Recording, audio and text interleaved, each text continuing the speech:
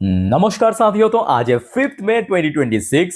दोस्तों, बाजार की सेंटिमेंट आज थोड़ा सा वीकनेस के साथ थोड़ा सा वोलेटाइल मार्केट देखने को मिला, जहां पे निफ्टी 50 के साथ कुछ कुछ सेक्टर तो आज थोड़ा सा वोलेटाइल था, बट बहुत सारे ऐसे सेक्टर्स भी आज हमें देखने को मिला जिसमें बहुत अच्छा रिकवर भी हुआ, और जिस वजह से पॉसिबिलिटी है कि आज आपकी पोर्टफोलियो भी रिकवर किया। और अभी यूएस मार्केट की मूड भी काफी तगड़ा चल रहा है और बहुत ही बढ़िया चल रहा है। मतलब जब मैं लास्ट वीडियो रिकॉर्ड करा था तब कितना, लगभग आधा परसेंट के आसपास ऊपर था। अभी आप देखिए, यूएस में लोकल टाइम लगभग दोपहर 2:23 पे डॉ जोन्स की पोजीशन आधा परसेंट से बढ़ के 0.74% ऊपर पहुंच चुका है। दूसरी तरफ नैस्डैक कंपोजिट की पोजीशन, जब मैं लास्ट वीडियो रिकॉर्ड करा था एग्जैक्टली 1.5 घंटा पहले की बात है, 1% के नीचे था, मतलब 0.9% के आसपास था। अभी अगर आप देखेंगे नैस्डैक की पोजीशन लगभग 1.14% ऊपर पहुंच चुका है। एक तरफ क्रूड ऑयल की प्राइस लगभग 3.5-4% नीचे डिक्लाइन हो गया, और हमारे जो गिफ्ट निफ्टी की फ्यूचर है वो भी काफी ऊपर पहुंच चुका है। ये देखिए, गिफ्ट निफ्टी की फ्यूचर अभी ये वीडियो में रिकॉर्ड कर रहा हूँ रात 11:50 पे लगभग 24,191 पॉइंट पे चल रहा है। मतलब आज दोपहर को जब इंडियन मार्केट क्लोज हुआ था उस टाइम पे जो गिफ्ट निफ्टी की क्लोजिंग पोजीशन था उसके हिसाब से 94 पॉइंट ऊपर चल रहा है। ठीक है, तो आशा रखता हूं कि कल सुबह तक देखिए ऐसा ही सिचुएशन कंटिन्यू रहा। मतलब देखिए, कल सुबह बाजार ओपन होने में लगभग 9 से 9.5 घंटा बाकी है, तो अगले 9 से 9.5 घंटा अगर ऐसा ही माहौल रहा तो मे भी एक अच्छा ओपनिंग के साथ साथ एक अच्छा मार्केट भी एक्सपेक्टेड है। बट इस बीच में अगर कुछ और हो गया वो अलग बात है, वो तो किसी को पता नहीं है, कभी भी कुछ भी हो सकता है। ठीक है, सो दोस्तों, जैसे कि आपको मैं लास्ट वीडियो आई होप कि आपने लास्ट वीडियो देखा, ये वाली वीडियो की मैं बात कर रहा हूँ 10:30 की वीडियो। तो यहाँ पे जैसे कि आपको मैं कहा था सुबह मैं आपको दे दूंगा जानकारी, मेरी इंस्टाग्राम स्टोरी में लिंक आपको नीचे डिस्क्रिप्शन बॉक्स में मिल जाएगा। ठीक है, और चलो अब कुछ इंपॉर्टेंट जानकारी मैं आपको देता हूँ। बट सबसे पहले दोस्तों प्लीज मेक श्योर कर लीजिए आपने ऑलरेडी चैनल को सब्सक्राइब करके रख दिया, नहीं किया तो देर क्यों करो, फटाफट कर लीजिए। इतना बढ़िया बढ़िया जानकारी मैं आपको रात भर जाग के दे देता हूँ, और ऑलरेडी 5 वीडियोस दे चुका हूँ। ठीक है, फटाफट सब्सक्राइब कर लेना। अच्छा दोस्तों, हम लोग थोड़ा सा पीछे से शुरुआत करेंगे। पीछे से शुरुआत करेंगे मतलब जैसे कि आपको पता होगा लास्ट डे जो इंसिडेंट हुआ था जिस वजह से ऑयल प्राइस एकदम से 115-14 डॉलर पर बैरल पे पहुंच गया था, बहुत ऊपर पहुंच गया था। ठीक है, क्या हुआ था कि थोड़ा सा मैं आपको याद दिला देता हूँ कि ईरान ने यूएस की जो वॉरशिप था स्टेट ऑफ हॉर्मुज पे उसको टारगेट करते हुए हिट किया, मतलब स्ट्राइक किया था। अनफॉर्चुनेटली वहां पे नहीं लगा। मैं कहूंगा अनफॉर्चुनेटली नहीं, एक्चुअली फॉर्चुनेटली नहीं लगा। अगर लग जाता तो भाई बहुत मतलब खराब इंसिडेंट हो सकता था। लगा है यूएई पे। ठीक है, और जिस वजह से बढ़ गया था ऑयल प्राइस, यही हुआ था ना। अब उसके बाद की स्टोरी आगे बढ़ते हैं। अब देखिए उसके पीछे एक बहुत बड़ी कारण भी है, ये अभी पता चला। ये आज रात की 10:53 की खबर है, मनी कंट्रोल ने शेयर किया रिपोर्ट पे। Trump administration warned Iran before Hormuz operation. Hormuz operation मतलब वही जो कल वाला इंसिडेंट, ईरान ने चला दिया मिसाइल यूएस की वॉरशिप पे और लगा यूएई पे।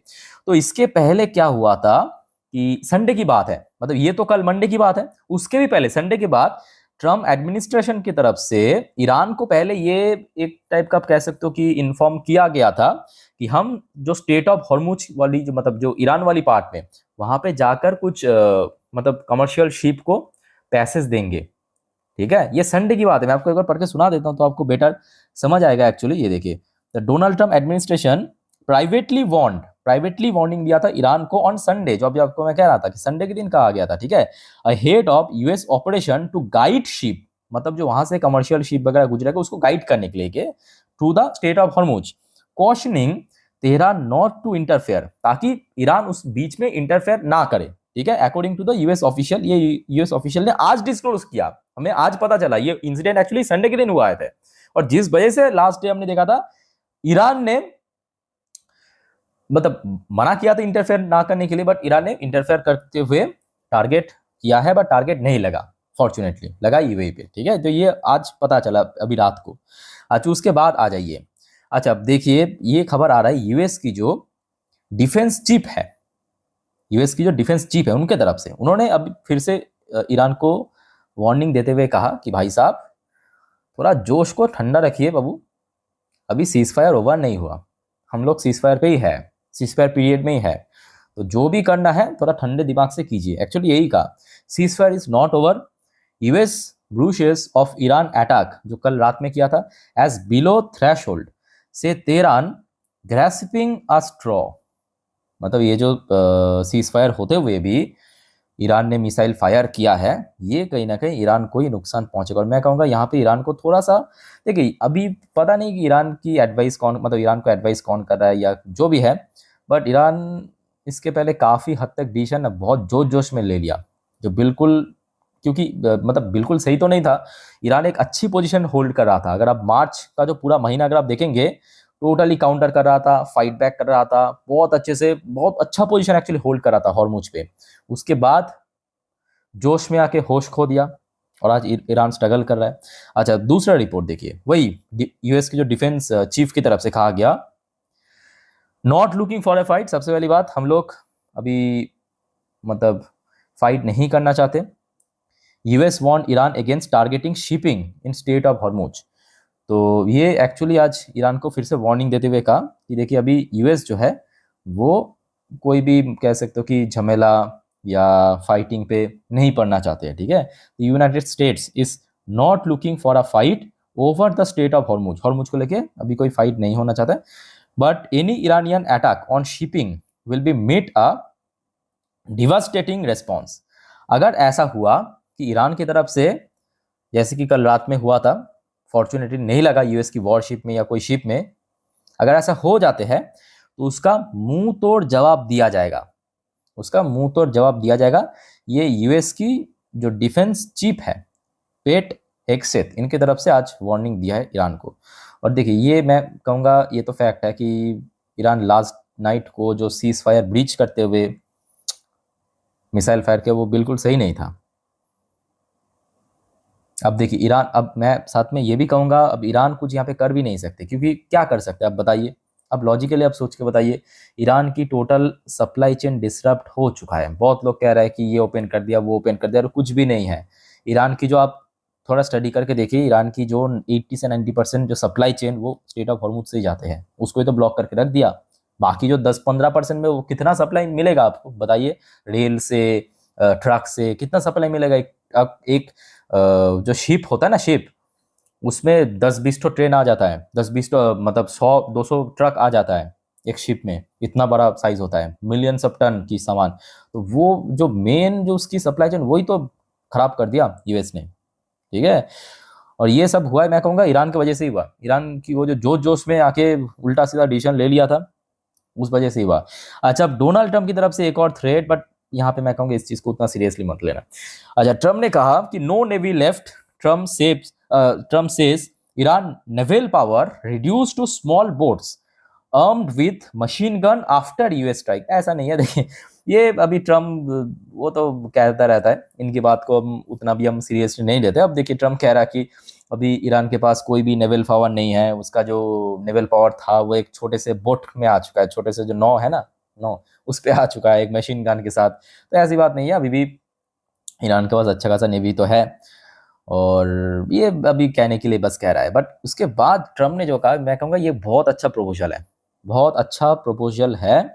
अगर ईरान, अब देखना होगा ईरान की इसके रेस्पॉन्स में क्या कहते हैं। अब ट्रम्प ने क्या कहा पता है, ट्रम्प ने कहा कि should wave the white flag of surrender. देखिए ईरान अगर सरेंडर करना चाहते हैं, ठीक है, तो ईरान वाइट फ्लैग लहरा सकते हैं अपने जो कोस्टल एरिया पे, अपना बोट्स पे, जो भी हो वहाँ से।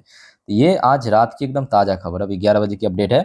President Donald Trump on Tuesday dismissed Iran military capability and said Tehran should wave the white flag of surrender but is too proud to do so, Trump told reporter on the Oval Office. Iran military has been reduced to firing pea shooter and the Tehran privately want to make deal despite its public सेवरेटिंग। तो दोस्तों क्या लगता है आपको, मतलब ये Iran करेगा या नहीं करेगा, कमेंट करके बताइए। क्योंकि देखिए ईरान की प्रॉब्लम क्या बताए, ईरान की प्रॉब्लम दो है। एक तो ईरान जो अपना छवि है, इमेज है अपने देश की जनता के सामने, उसको काफ़ी बड़ा चढ़ा करके पहले दिखा तो दिया, उससे पीछे नहीं हट पा रहा है। दूसरा, अंदर ही अंदर खोखला होता जा रहा है, इकोनॉमी कोलैप्स, वहाँ पे लगातार जॉब में ले ऑफ चल रहा है, बिजनेस बंद हो रहा है, महंगाई बढ़ रहा है, इन्फ्लेशन बढ़ रहा है, खास करके खाने पीने का जो सामान है 50-60% बढ़ गया, 70% बढ़ गया। ऑलरेडी आपको मैं लास्ट वीक में डेटा दिखा चुका हूँ।